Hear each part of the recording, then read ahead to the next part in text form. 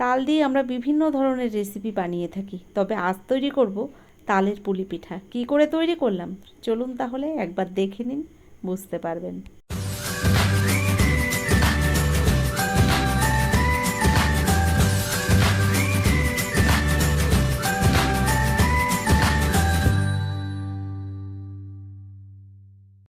আজ যে পুলি পিঠাগুলো আমি তৈরি করব তার জন্য এখানে একটা তাল নিয়েছি। তালটাকে আমি ভালো করে ছাড়িয়ে নেব আর তালের কাঠটাকে বের করে নেব।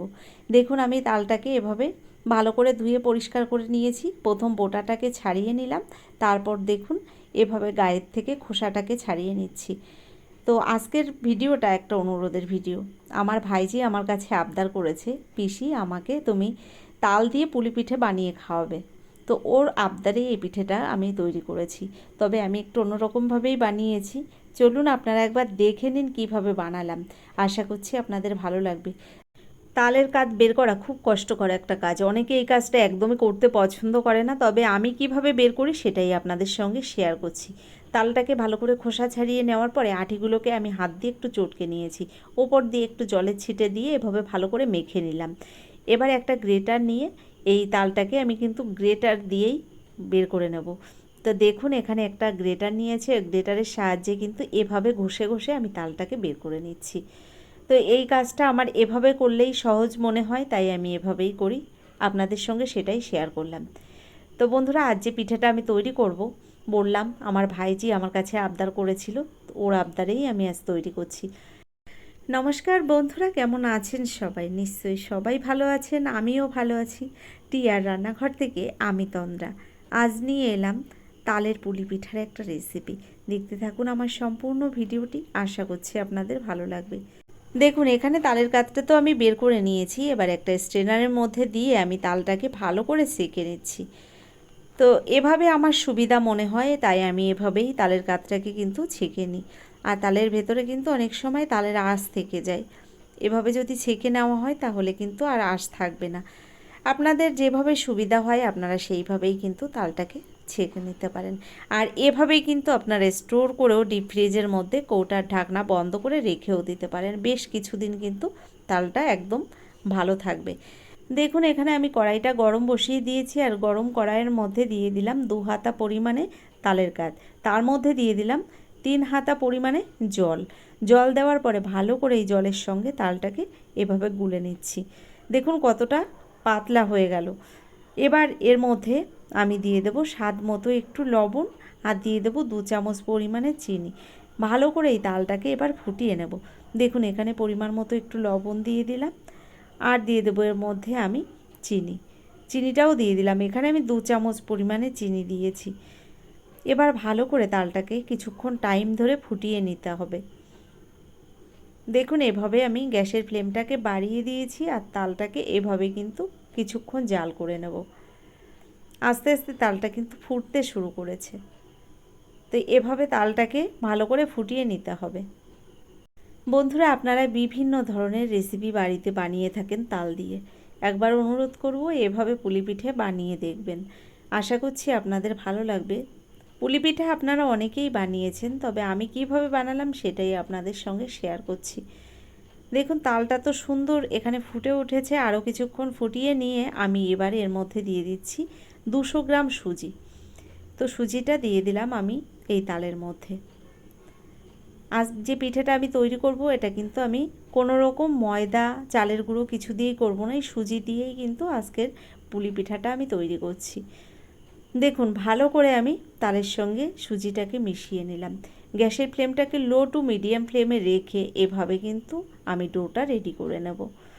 আস্তে আস্তে সুজিটা সিদ্ধ হয়ে যেয়ে দেখুন ঘন একটা ডো তৈরি হয়ে গেছে।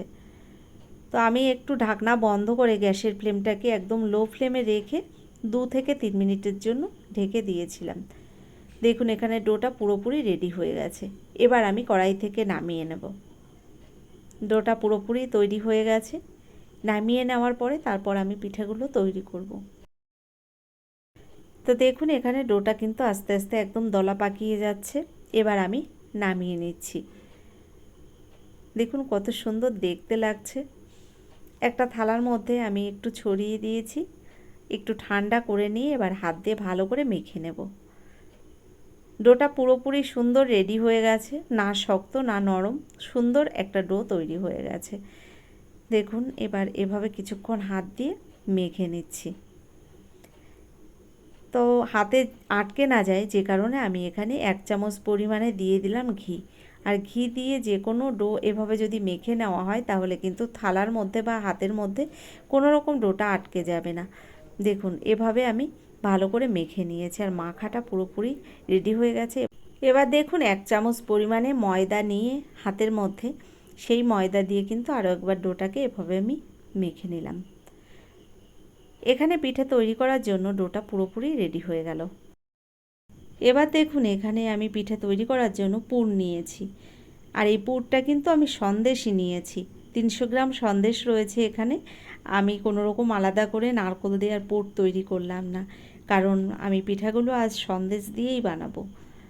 যেহেতু নারকেল আমার বাড়িতে নেই আর বাজারেও নারকেল কিন্তু কিনতে যেয়ে পাইনি, তাই এখানে সন্দেশ দিয়েই পিঠেগুলো আমি তৈরি করছি। দেখুন এখানে আমি ডোগুলো থেকে ছোট ছোট লেচি কেটে নিয়েছি আর একটা একটা করে লেচি এভাবে হাতের মধ্যে নিয়ে আমি একটু গোল পাকিয়ে নিচ্ছি। ভালো করে এভাবে গোল পাকিয়ে নিয়ে একটা বাটি তৈরি করে নিলাম হাত দিয়ে। এটা কিন্তু আপনারা একটা বড় রুটি তৈরি করে গ্লাস বা বাটি দিয়ে কেটে কেটে একই সাইজে বানিয়েও নিতে পারেন। তো আমি হাত দিয়েই একই সাইজে বানিয়ে নিয়েছি। দেখুন এবার এই বাটিটা রেডি করে নিয়েছি, এর মধ্যে আমি কিছুটা সন্দেশ দিয়ে দিলাম।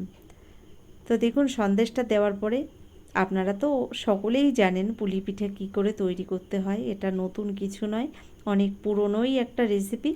আমি কী করে তৈরি করছি সেটাই আপনাদের সঙ্গে শেয়ার করলাম। তো এখানে দেখুন একটা পিঠে আমি তৈরি করে নিয়েছি। এবার আমি এই পিঠাটাই একটু ডিজাইন করে নেব। তো আমি হাত দিয়েই এভাবে ডিজাইন করে নিচ্ছি, এটা তো আপনারা জানেন কম বেশি। যে যেমন ডিজাইন করতে পারেন সেই ডিজাইনেই আপনারা তৈরি করে নিতে পারেন। খুব সহজভাবে আমি আপনাদের দেখাচ্ছি, আপনারা সবাই কিন্তু এটা বানাতে পারেন। দেখুন পিঠাটা কি দারুণ দেখতে হয়েছে। একইভাবে আমি বাকি পিঠাগুলোও তৈরি করে নেব। তো আপনাদের আরও একটা পিঠা আমি তৈরি করে দেখাচ্ছি। বন্ধুরা আমি এখানে পিঠাগুলো হাতে তৈরি করছি। আপনাদের হাতে যদি সময় কম থাকে আপনারা কিন্তু সেক্ষেত্রে সাঁচেও তৈরি করে নিতে পারেন। পুলি পিঠা তৈরি করার বিভিন্ন ডিজাইনের সাজ কিনতে পাওয়া যায়, আপনারা কিন্তু ওই সাজ দিয়েও বানিয়ে নিতে পারেন। তো দেখুন এভাবে আমি একটা একটা করে পিঠা তৈরি করে নিচ্ছি আর খুব সহজেই কিন্তু পিঠাগুলো তৈরি হয়ে যাচ্ছে। দেখুন আরও একটা পিঠে আমি এখানে বানিয়ে নিয়েছি, এবার ডিজাইন করে নিচ্ছি। তো একইভাবে বাকি পিঠাগুলো আমি সব রেডি করে নেব। আর আমি একই সাইজে দেখুন পিঠাগুলো কিন্তু বানিয়ে নিয়েছি। এখানে পিঠাগুলো সব রেডি হয়ে গেছে। এবার এই পিঠাগুলোকে আমি ভাপিয়ে নেব। দেখুন কতটা সুন্দর লাগছে দেখতে। পিঠেগুলো রেডি করে নেওয়ার পরে আমি এদিকে কড়াইতে জল গরম বসিয়ে দিয়েছি আর ওই কড়াইয়ের উপরে আমি একটা ঝাঁঝরি থালা বসিয়ে দিলাম। হাতের মধ্যে একটু তেল মেখে আমি ভালো করে থালার গায়ে এভাবে মাখিয়ে দিলাম। এবার থালাটাকে জলের কড়াইয়ের ওপরে এভাবে বসিয়ে দিয়েছি। ওই থালার উপরে একটা একটা করে পিঠে আমি সাজিয়ে দিচ্ছি আর এভাবে সাজিয়ে দেওয়ার পরে ঢাকনা বন্ধ করে আমি 5 মিনিট মতো ভাপিয়ে নেব। তার মধ্যে কিন্তু পিঠাগুলো পুরোপুরি রেডি হয়ে যাবে। এখানে দেখুন পিঠাগুলো আমি থালার মধ্যে এভাবে সাজিয়ে দিয়েছি আর একটু ফাঁকা ফাঁকা করেই আমি এখানে ভাপানোর জন্য দিয়েছি। থালার মধ্যে পিঠেগুলো সাজানো হয়ে গেছে। এবার ঢাকনা বন্ধ করে আমি ঠিক 5 মিনিট ঢেকে দেব, তারপর আপনাদের দেখাবো। দেখুন চলে এলাম 5 মিনিট বাদে। এখন পিঠাগুলো কিন্তু খুব গরম রয়েছে, তাও আপনাদের দেখালাম ঢাকনাটা খুলে। দেখুন কতটা নরম তুলতুলে হয়ে গেছে পিঠাগুলো। আপনারা কিন্তু এগুলো দুধ পুলিও বানাতে পারেন।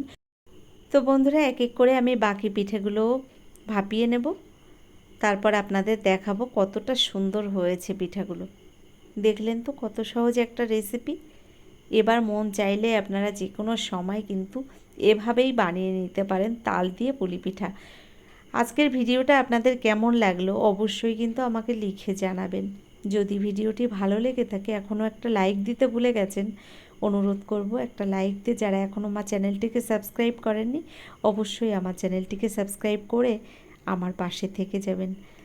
পারলে আপনাদের বন্ধুবান্ধবের মধ্যেও আমার ভিডিওটি শেয়ার করে দিতে পারেন। বন্ধুরা, আজকের মতো এই পর্যন্ত। পরবর্তী ভিডিও নিয়ে আবার চলে আসব। ধন্যবাদ।